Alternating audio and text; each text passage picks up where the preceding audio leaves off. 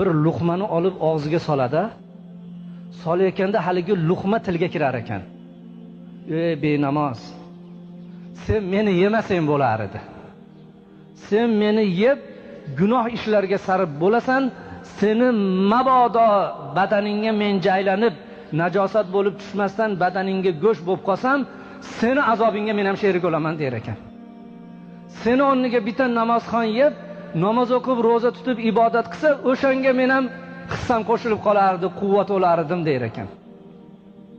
Endi benamoz uydan safarga, bozorga yaqib chiqib ketayotganda devor bosgan yer aytar ekan: "Ho'y benamoz, qaytib shu xonadonga kelmagin. Sendan biz zerikdik" der ekan. Yer aytar ekan: "Shu bizni bosmaganingda bo'lar edi" deb turar ekan. Kiyimlar aytar ekan: "Agar bizga Xudo jon berganda, sendan biz qochib ketar edik. Shu benamozga biz avrat bo'lmas edik, bekinib turmas edik" der ekan.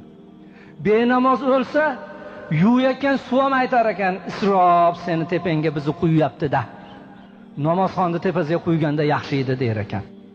Kafan aytar ekan: "Eskina senga o'ramaganda bo'lardi, qabrdagi azoblarga biz ham sherik bo'lib qolamiz" der ekan. Haligi joni yo'q surib ham dod deb turar ekanda: "Shu benamozga meni o'ramanglar. Qabrda azob bo'lsa, shu men sherik bo'laman" der ekan. Endi oborib qabrga oborib qo'yganda qabr dod der ekan. Ko'rganmiz, 2 soat qabrga olib kira olmaganlarni ko'rganmiz. 2 soat qabrga kirgiza olmagan. Qabr dod der ekan: "Shuni o'rniga bitta namozxonni olib kelinglar. Shu benamozni qo'ysanglar, u azob bo'lsa, biz ham shunga sherik bo'lamiz." Yanidagi qabrdagilar ham, murdalar ham dod deb turar ekan.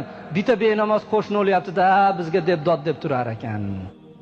Shuning uchun Sofi Alloh pirimiz aytadilar: benamozni yuvmangiz, eltib lahatga qo'ymangiz, chanqasa suv bermangiz, anqa bo'lsin benamoz deydi.